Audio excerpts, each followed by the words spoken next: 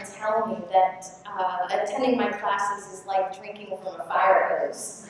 So it's really just because I have such a short period of time with you, but there's so much information to cover. How many of you feel like you find out more and more every day things that you didn't know, that you wish you would have learned, you wish you would have been taught, things that you think America should know as a whole that we haven't been teaching for decades? Yeah. So that's part of what I do. I bring to you the education that we've been missing, and that's the connecting the dots part. I travel and I teach the Constitution of the United States all across America with a goal of teaching people how to understand what is proper government and what is not proper government. That's something that we miss today. I mean, even in our circles where we have people that are conservatives, call themselves conservatives, asking government to do things that they're not empowered to do. We were built on the principles of self-governance. That is the foundation of America's constitutional republic. Limited government, self-governance of the people. But Samuel Adams said this: "No people will tamely surrender their liberties nor be easily subdued when knowledge is diffused and virtue is preserved. But on the contrary, when the people become universally ignorant and debauched in their manners, they will sink underneath their own weight without the aid of foreign figures." We have been fundamentally dumbed down, intentionally denied an education on proper government and proper constitutional republic for a very long time. Now, I've been studying this for a while, and that's why we have LibertyFirstUniversity.com to help people understand, because I can't be everywhere. We were teaching, before COVID hit, an average of 260 classes in over 22 states every single year. And Janet, my assistant, she's rolling her eyes at me for pointing her out, will tell you that in that list of 260 classes, she probably turned down just as many because we couldn't fit any more in the schedule. And it's because people begin to realize that something's missing. How many of you believe that our governments, and I used to, preface this because I teach the U.S. Constitution, how many of you believe the federal government is out of control? Just a little bit? A lot, right? But now let me ask you, how many of you feel like your state and counties are out of control? Okay. Well, when I'm teaching you about principles of government, it's all government. Every single government in America is supposed to be based on the fundamental principles of limited government and self-governance of the people. We're supposed to be keeping our eyes on Washington, D.C. to make sure they're not trampling over and usurping our rights. But we're supposed to be intimately active at the state and local level. And the reason that our state and local governments are out of control, I believe, is because we've become enamored with Emerald City. All of our political efforts focused at Washington, D.C. Oh, Trump this. Oh, Congress that. Oh, Senate this. We have been distracted from our own backyards. And the Marxists have crept their way in while we're subdued by the siren song, the glamour of Washington, D.C. And we're now seeing that it's time to roll up our sleeves and really do our work at home. How many of you agree?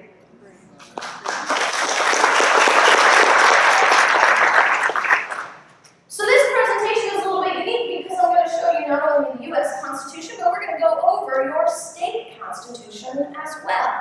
Because I have found where everybody, in our circles, either owns or carries a pocket constitution of the U.S. Constitution, right? How many of you own or carry a copy of the Texas Constitution?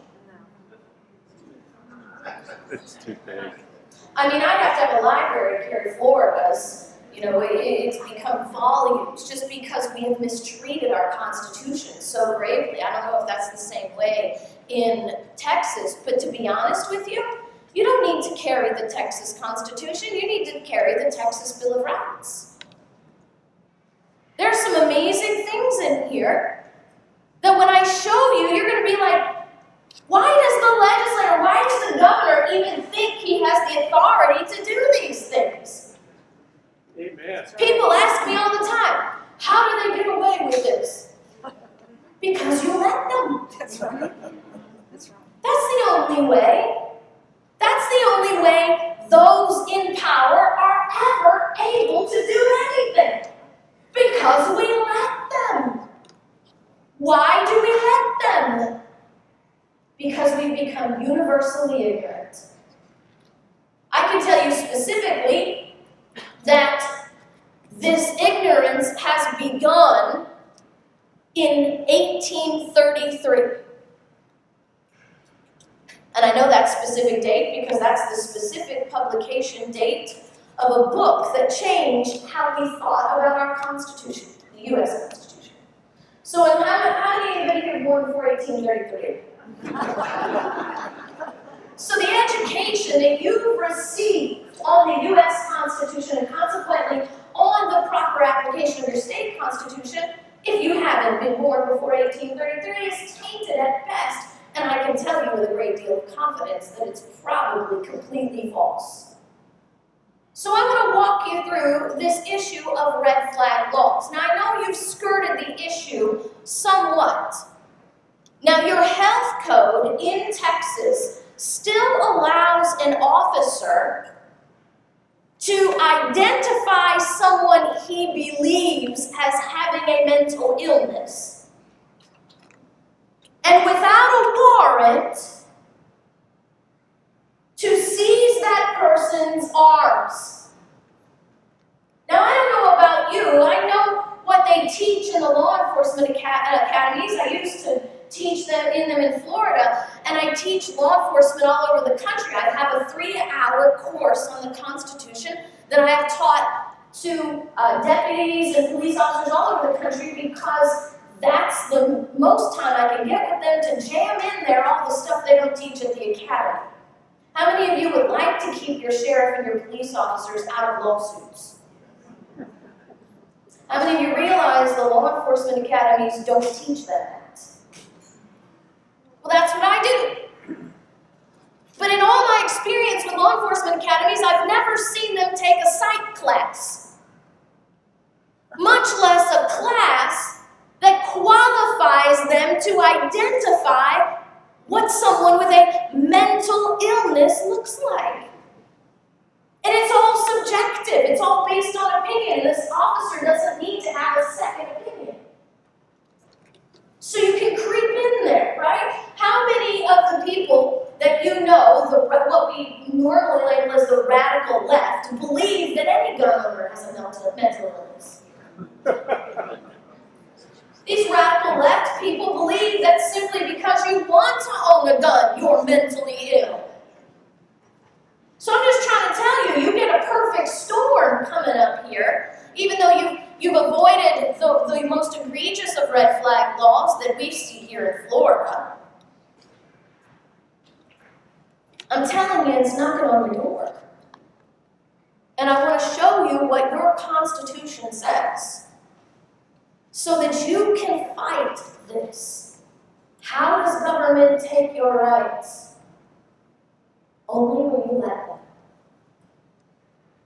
So what about these red flag laws? What I want to show you this evening, because everybody gets excited about somebody taking their guns, right? We're Americans. You're Texans, right? I don't think anybody loves guns more than Texans and Americans as a whole. So it's easy to get very passionate about your firearms and keeping your firearms and that sort of thing. But I want to show you that these red flag laws endanger more than your right to keep and bear arms. This is Samuel Adams, and he wrote an essay in 1772 called The Rights of the Colonists. And he wrote, among the natural rights of the colonists are these. Now, natural rights, I'm sure you know what that means. They don't come from government. They don't come from documents. They come from God, by the nature of your creation. How many of you believe that liberty is a gift from God? How many of you need the government to live? How many of you remember or realize that property rights existed before government ever existed?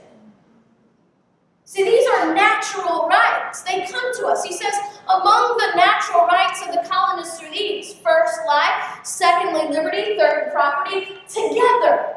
Catch that. Together. Number 4. With the right to support and defend them in the best manner that they can. People talk about inalienable right to life and liberty and property. What they forget is you also have an inalienable natural right to defend. And that is a self-defense. My right to defend my life, liberty, and property is not satisfied by being able to dial 911. These are personal, these are natural rights. And if you have to wait for someone to come and defend your life, your liberty, and your property for you, then what you must realize is that person owns you. Whomever you're waiting to defend your life, your liberty, or property is now your owner.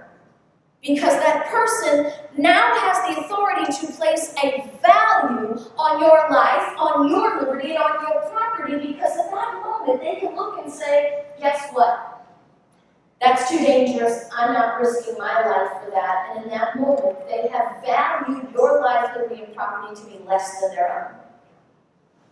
This is a natural, inherent, self-preservation right that stems from the first law of nature. Look at your Texas Constitution. All political power is inherent in the people, and all free governments are founded on their authority and instituted for their benefit. You are living in a state that recognizes their only authority stems from the existence of your individual personal natural rights. A government has no authority that you don't possess on your own as an individual. Is it lawful for you to go to your neighbor's house and take his gun because you don't like him or you think he's scary? If it's not lawful for you to do that, it is not lawful for someone in government to do that either. Because they don't possess any more power than we possess as individuals. A well-regulated militia being necessary for the security of the free state, the right of the people to keep and bear arms shall not be infringed. Now, I have a whole class on what all those words mean. But I don't think you got to be a professor or a chief justice to understand this stuff. So if you want the whole class, like I said, Liberty First University, we've got that on there, but I want to show you about the red flag laws. Look at your Texas Constitution. Every citizen shall have the right to keep and bear arms in the lawful defense of himself or the state. Now, according to your Constitution, your legislature only has an authority to regulate how you wear your guns. Not whether you have them or not, whether you can buy them or not, or whether you can carry them or not. You can carry them. According to your Constitution, you have a right to keep and bear. And the only authority that the people of Texas have delegated to their state legislators is to say how you carry it. Not whether you can or not, let's be clear, but how. And we need to understand the distinction. The Constitution of the United States is the supreme law of the land. But the Constitution of the state of Texas is the supreme law of Texas. And everything that government does must be in compliance with the Constitution. If it is not, it is null and void.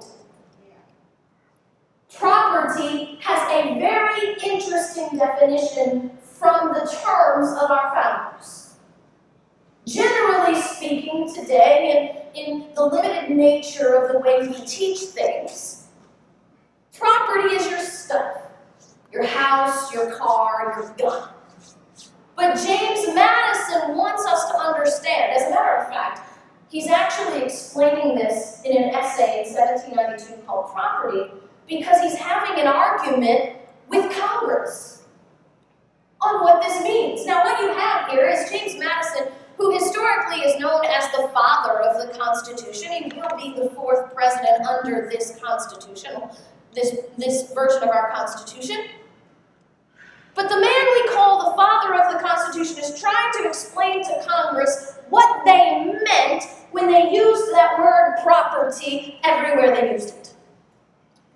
He says, this term in its particular application means that dominion which one man claims and exercises over the external things of the world, your stuff. But he says it's more than that.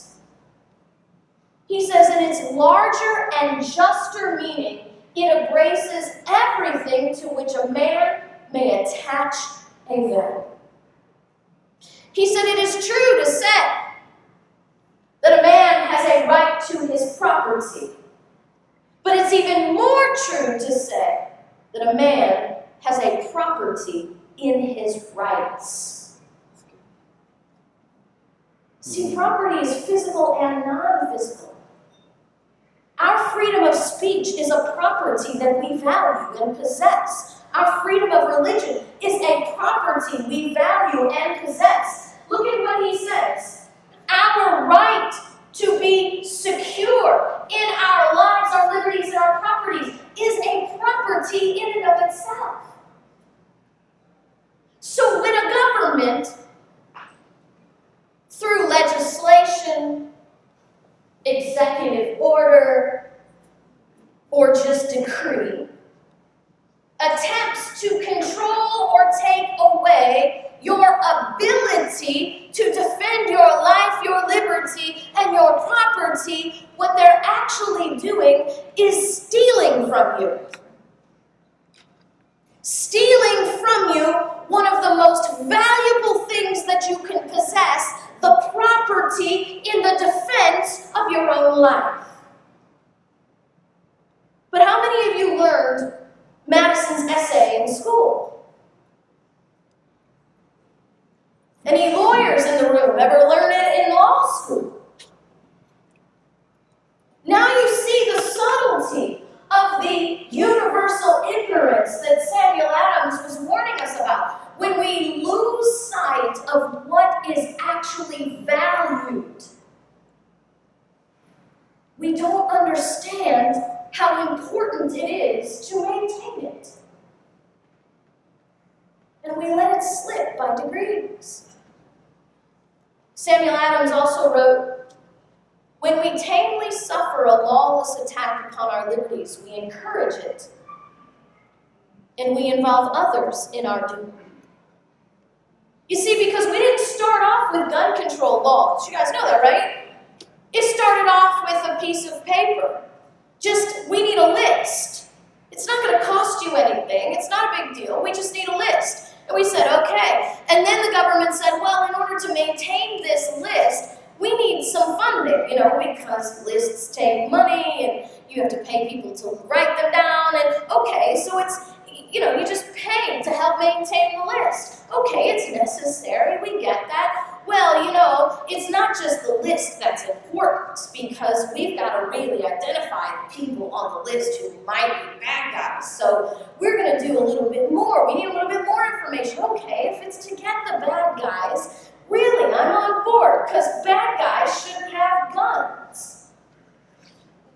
Well, if we're going to make sure that the bad guys don't have guns, then we need to give you a piece of paper to prove that you're not a bad guy. No, all you have to do is apply, and we're going to give it to you. It's really no big deal. A little bit of money, it's just a checkbox thing, and okay, if it's just a checkbox thing, no big deal. Okay, that's fine.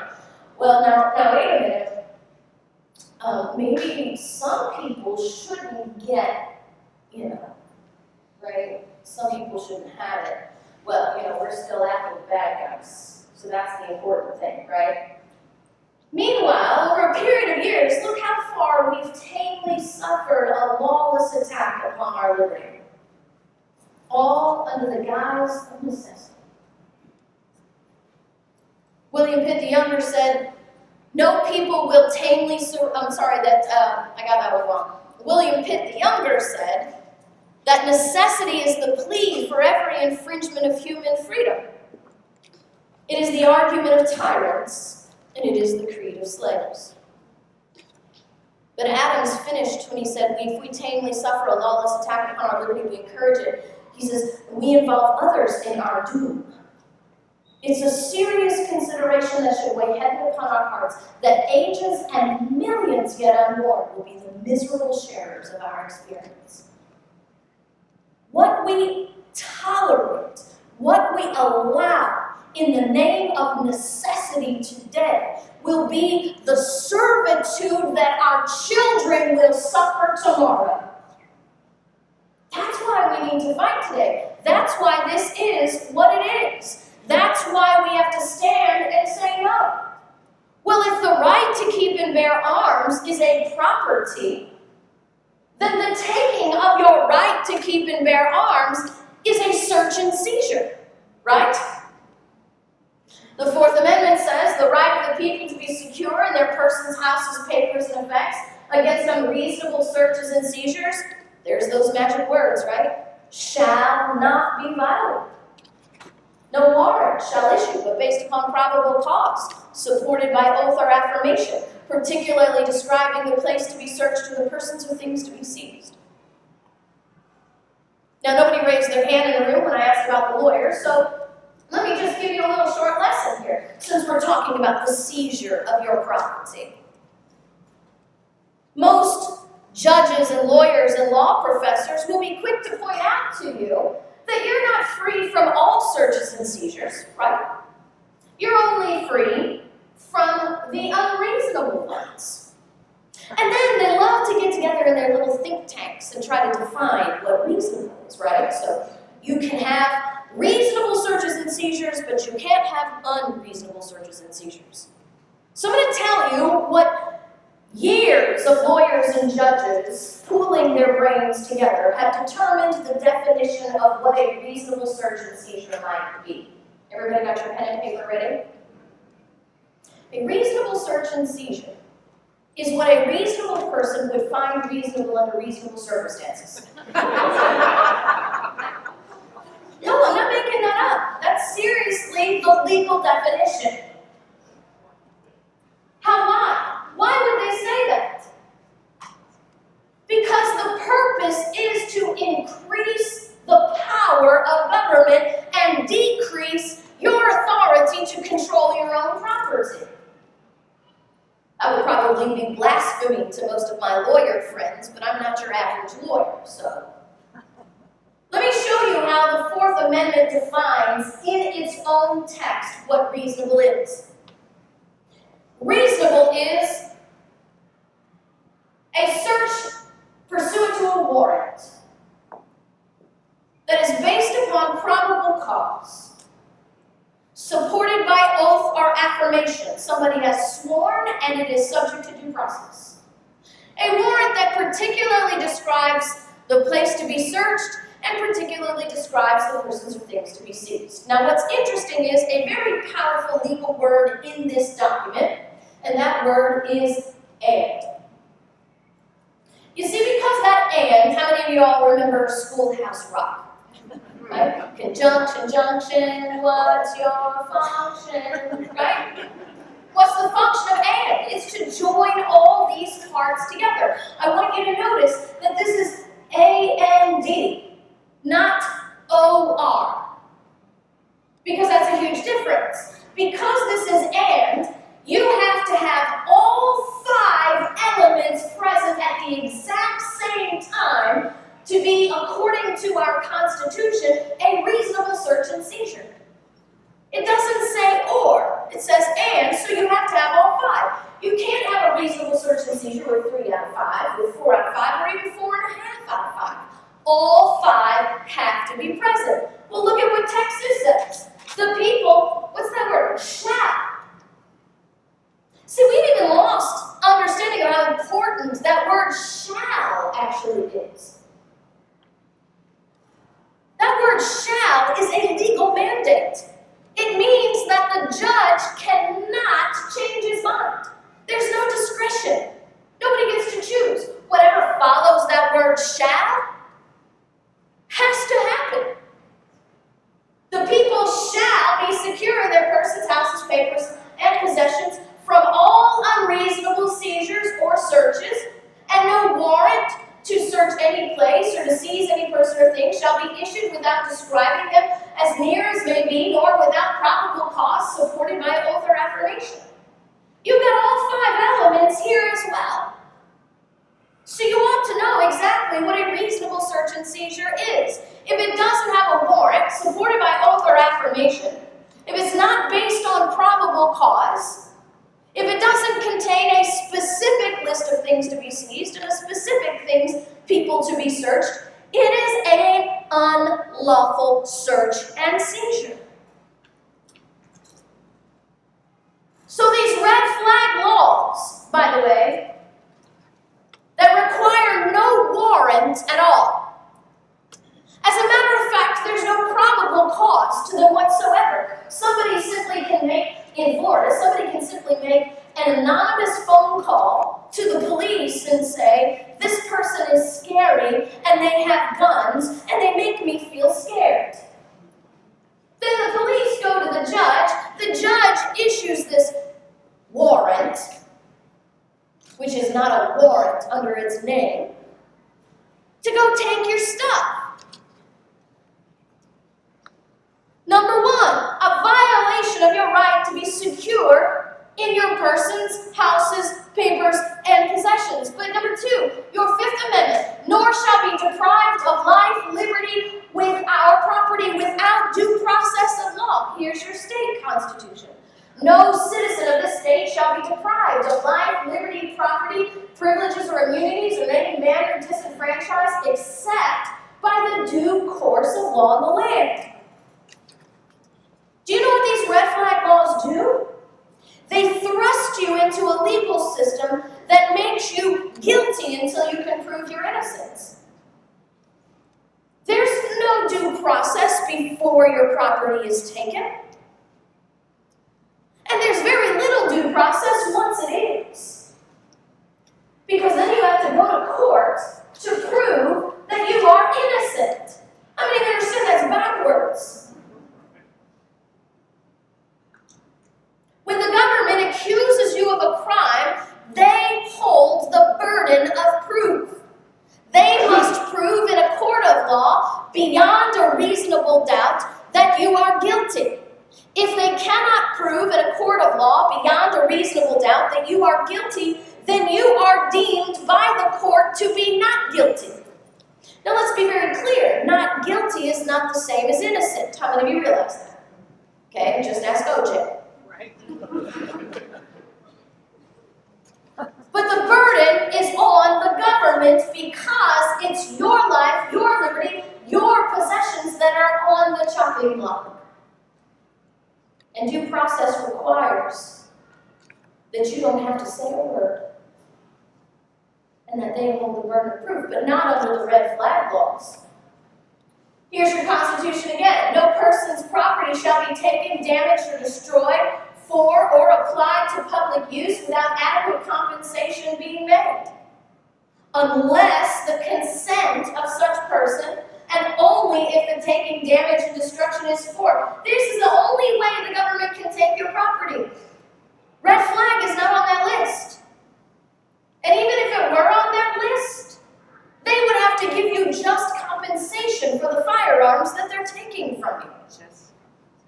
Just compensation. Not just whatever they think is right. When a person's property is taken under subsection A of this section, except for the use of the state, compensation is described by subsection A shall be, what's that? First made or secured by a deposit of money. Before they take your property, they have to deposit the just compensation in a trust fund. Because you're entitled to due process and a trial by a jury.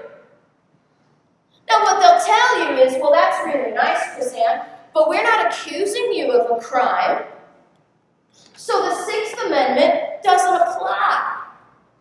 Or your section, which says, Section 15, the right of trial by jury shall remain inviolate. You know what that means? Shall not be infringed. It can't be taken from you. Your right to a trial by jury. Well, but we're not accusing you of a crime, so you don't get a right to a trial by jury. Well, if you're not accusing me of crime, then you've got no business taking my property. I mean, you saw in St. Louis, Kim Garner, the prosecutor up there, raiding those people's homes. This is what red flag laws do. Now, we have a podcast that we do Monday through Friday. It runs live. My husband and I do it together. And it runs live 6 p.m. Eastern Standard Time on YouTube, Facebook, and Twitter. And then you can always catch the replays on YouTube later. But I covered the St. Louis story on my podcast. Because number one, you're not going to hear the media tell you the facts on these cases. How many of you realize that? And if anything, what they'll do is they'll get their panel of journalist experts. And they won't find a real constitutionally minded, educated attorney. They won't find a prosecutor that will give you the facts. They just want to give you what they want you to know. So in this podcast, I explained to you, just like I did here, I pulled up the Missouri Constitution. Do you know what the Missouri Constitution says? That the people of the state of Missouri shall have the right to keep and bear arms in defense of their life and their homes. It specifically says their homes. And yet Kim Garner, who's getting all the media attention, and then you got all the people scratching their heads, oh, what do we do? You know, protesters and rights and the people and whatever. No. Number one, those were not protesters. They were criminals. And somebody needs to find the fortitude to get on the press and say that. If you have to break down a gate to enter private property, you are a criminal. If when you enter that property, you are threatening people with violence, you are a criminal. We're talking vandalism, we're talking trespass, we're talking assault. That's not what we call a peaceful protest. That's what they don't even get to be called protesters. They must be called criminals.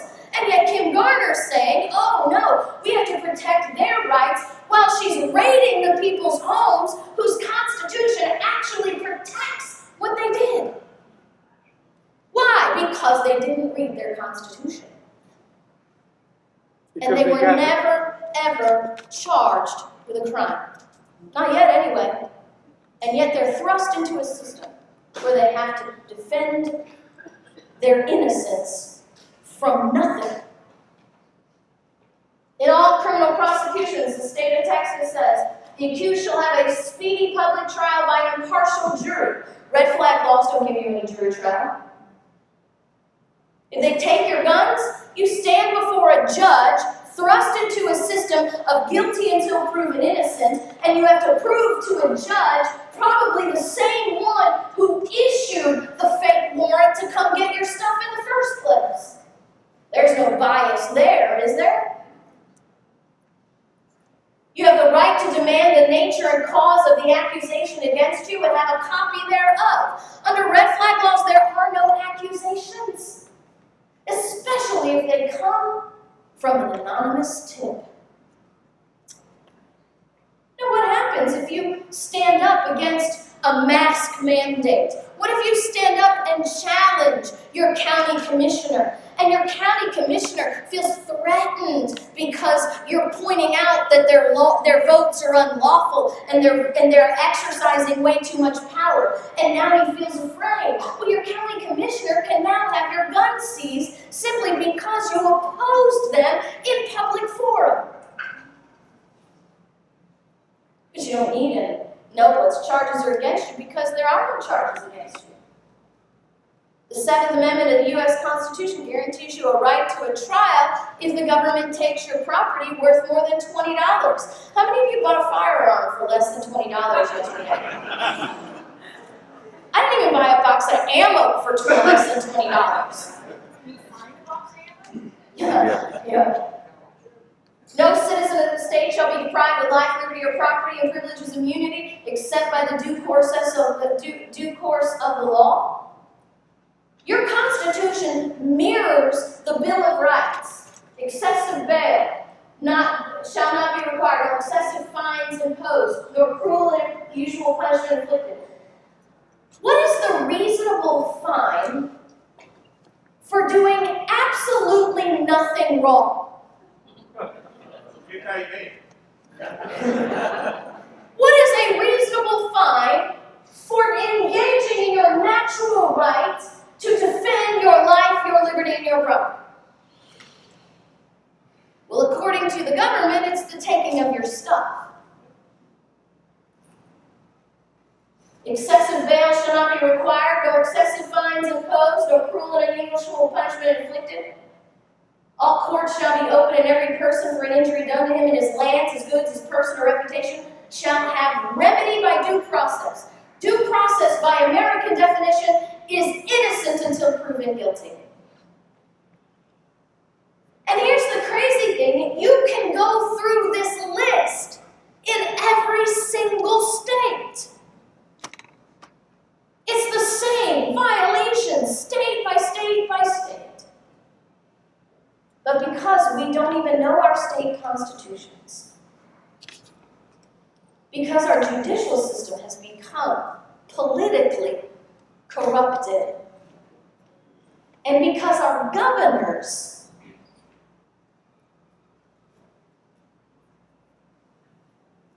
become more like monarchs than servants of the people. Yeah. And our sheriffs no longer know that their primary job is to secure the rights of the people and not to be enforcers of the law. I have a whole course on the constitutional duty of the sheriff. If you know a sheriff that needs that explanation, I'd be happy to come back and help them with that as well. But I want to tell you about some maybe unforeseen consequence. Because we've been talking about property, right to trial, all that stuff, maybe no-brainer. But what about this? If your county commissioner can make a call to a judge to get your guns taken because you oppose them at a county meeting, how many people will decide to just not even go to the county meetings? If you have a deputy or a police officer that has King syndrome, and you have to stand up for yourself, and all it takes is for that deputy to go into the judge's office and say, no, it's my opinion that this person's not quite right.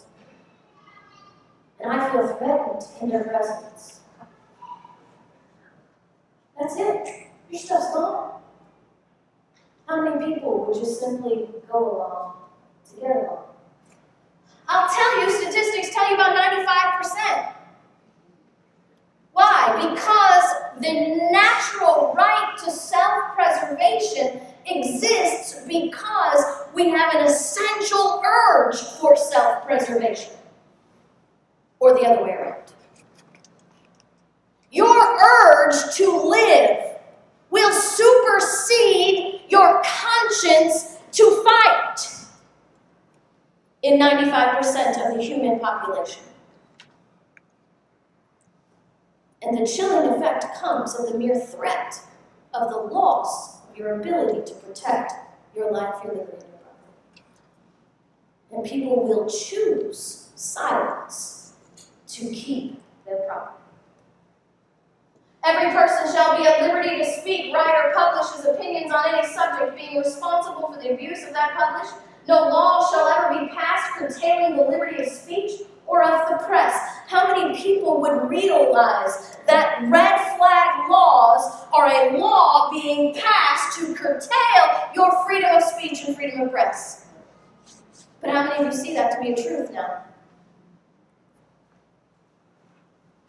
Madison, in his essay on property, this is not a just government, nor is property secure under it, where the property which a man has in his personal safety and his personal liberty is violated by arbitrary seizures of one class of citizens for the service of the rest. That's what you have. You have one class of citizens, the ignorant, the uber left, the Marxists, we can put them all in the same Marxist bubble, who don't want you to have guns. And they're using the government as a tool to search and seize you from your property to satisfy their own personal interests. And this is precisely why our constitutions are written. They are written down so there is no mistake. They are written down so there is a standard. They're written down to protect the people from the whim of the mob and to protect people from the course of corruption in government. And we can't continue to let them deceive us in what the purpose of government is and what the purpose of the protecting our rights means. So do you have a right to keep and bear arms? Well, a right is a just claim, a title, an ownership, the legal power of exclusive possession or enjoyment. Or do you have a permission? The act of permitting or allowing, allowance, license, or liberty granted. A license given is a power to take. And if they can take it without due process, it is no longer a right. It is now something that you enjoy by their permission. Every citizen shall have the right to keep and bear arms in the lawful defense of himself or the state. Shall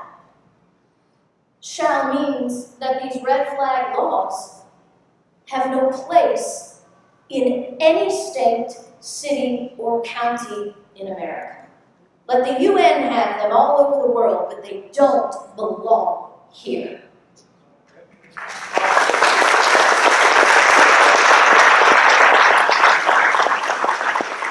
Now let me wrap this up with this beautiful section in your Texas Constitution. Not every constitution has this section, by the way, but you do, and it's beautiful. Let me read it to you out loud.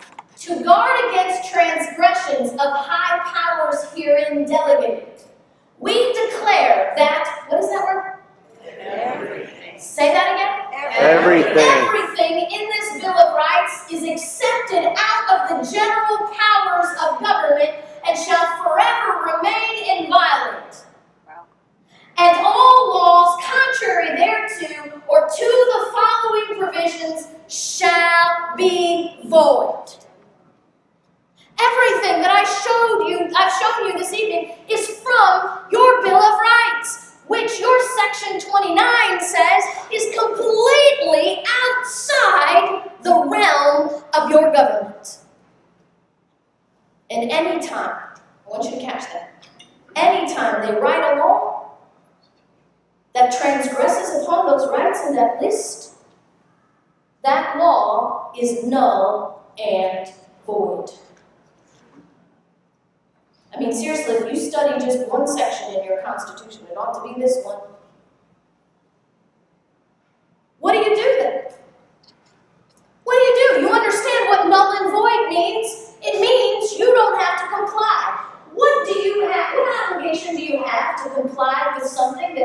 no legal effect whatsoever? Just this one.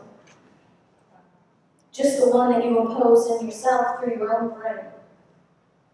Some people call it civil disobedience. Let me go back there. Some people call it civil disobedience. I don't like that term. You know why? Because when I'm living according to the fulfillment of my rights, I'm not being disobedient to anyone. It's the government that's being disobedient to your rights and to your constitution and to your property.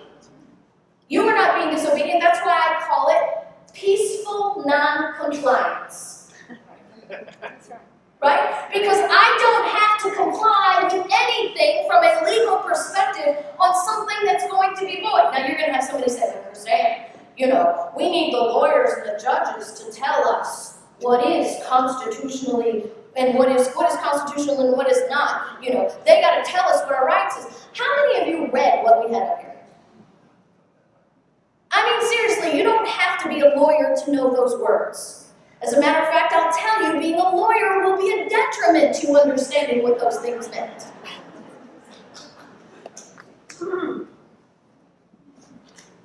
But to say that someone else has the authority to define your rights is to say that you are not a free person and that you are ruled by an oligarchy. Look at what John Locke says. This sums up the justification that they use for red flag laws. If the innocent, honest man must quietly quit all he has for peace sake, to him who lay violent hands upon it, I desire it may be considered, what kind of peace will there be in a world which consists only for the benefit of robbers and oppressors? That's why Patrick Henry said, give me liberty or give me death. And the only question you need to have in any gun debate is this one right here. Do you trust that no one will use the power and force of government, either now or any time in the future, to try to take your life, your liberty, or your property? If the answer to that question is no, then the gun control debate is over. And of all people, this present generation in the year 2020 ought to know the answer to that question because we're seeing it fulfilled. Why is this important? Samuel Adams said it's important because our future depends on it. Our future generations will define us, not we ourselves. And we need to ask ourselves, will they curse us for being selfish people who sat on the sidelines and went along to get along while trading their rights and their liberties for our comfort? Or will we be a people that say, you know what, maybe we didn't do what we were supposed to do, maybe we didn't do everything we were supposed to do, but now we realize that we have to do something and not going to sit by anymore. We're going to step up, we're going to stand up, we're going to speak out, whatever the consequences may be, and we're not going to allow our children to be imprisoned in their rights, their liberties, and their properties. So how many of you enjoyed this class this evening?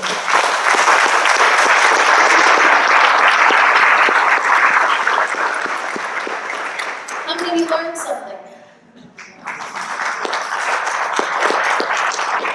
Well, my husband JC is in the back here, and we want to disciple you. We don't just come here to drop a load of information and make your brain 4 pounds heavier. We realize that if we're going to be successful, we've got to continue with this education. So there are many ways we can help you with this, even when we're not here. Now we're going to be here. How many of you can think of 2 people that needed to be in this class tonight? How many of you are going to bring them tomorrow to Denver? That's my challenge. Don't leave this here. If you leave this here, I just spoke to an empty room. Liberty First University is where you can go online and train at your own pace. We have students, we have homeschool students all over the country. I don't even know, hundreds of them now. 6th grade and up. I have groups in law schools of law students who are students at libertyfirstuniversity.com because they realize their law professors not teaching them the truth about the Constitution in America. We teach everybody from 6th grade to people who have PhDs in American history, in political science, and in government. I've taught Supreme Court justices here in Texas. Now, Liberty First University classes, some of them are available on DVD. We have a selection over here. Now, if you buy them online or download them online, you can download them as downloadable videos, or you can buy the DVDs and we ship them to you. They sell for $19.97, but today we will sell them to you for $15 each or 4 for $50. You can have these classes: the power of the purse, religious liberty, 4th Amendment, 2nd Amendment, Constitution Week, all about the judiciary, Article 2, and the power of the president. One of my favorite classes is the America Disarmed. That's what we're going to be covering tomorrow. How one governor disarmed one town, and what our colonists did, so you can compare to what we're doing today. Now, because of COVID, we don't have an unlimited supply of those with us today. We also have books that are available, which we don't have with us today, but we can get you to purchase them today, and we will send them to you at this reduced price. So if you want to get your library digital, or you want to get some of our books, Miss Janet and my husband will help you do that. We will sell them to you here, and then our dear friend Mandy, who takes care of all of our sales, will ship them directly to your house. Lord willing, right, Janet? This is all going to work out the way we planned it. Yeah, right. Okay. Anybody of you know this guy? Larry Stevenson is his name. He goes by the name the Bearded Black Cowboy. Larry Stevenson is a Texan, and he is the premier firearms trainer in the world. He trains Navy SEALs, and he joins up with us every year to do a program that we call In Defense of Liberty. This year it will be September 4th through 7th. We train in Whitesboro, Texas. Our hotels are in Sherman, and it's 3 days. Day 1 is Constitution training, and day 2 and 3 are training that will blow your mind. This is a family activity, and it's for everybody. We've had law enforcement officers and 13-year-old girls. In the morning, we're in Larry's dojo. How many of you know anything about martial arts? About jiu-jitsu? Larry was trained by the Gracies. And he will teach us hand-to-hand self-defense and weapons retention. We train with our firearms in the dojos on how to keep people from taking our guns and how to defend our lives with our hands, our feet, and our elbows. In the afternoon on Saturday and Sunday, we're on the range doing incredibly unconventional training. We're rolling on the ground. We're fighting and shooting. We're not just shooting at paper targets. We're in a car. We're learning how to break free from zip ties in a course, part of the course where we have not taken. You can't be carjacked if you've been to this training. We'll fire weapons from a vehicle and learn how to defend ourselves on the move. You can't get this anywhere else, and it's right here in Texas. You can find out at KrisAnneHall.com if you want to sign up for that. We also have t-shirts. We have a website, GodGunsLiberty.com, if you like my t-shirt, or if you like my husband's t-shirt that he's wearing. We have all of these kind of t-shirts on our website. Everything that we do helps fund what we do for you. And this is how you find us. So I want to thank you for your time. I am so pleased that so many of you learned something here today, because my goal has been met. So I don't know, do we Are we done or? Time. Yeah, we're pretty much out of time. We're out of time? Okay, all right.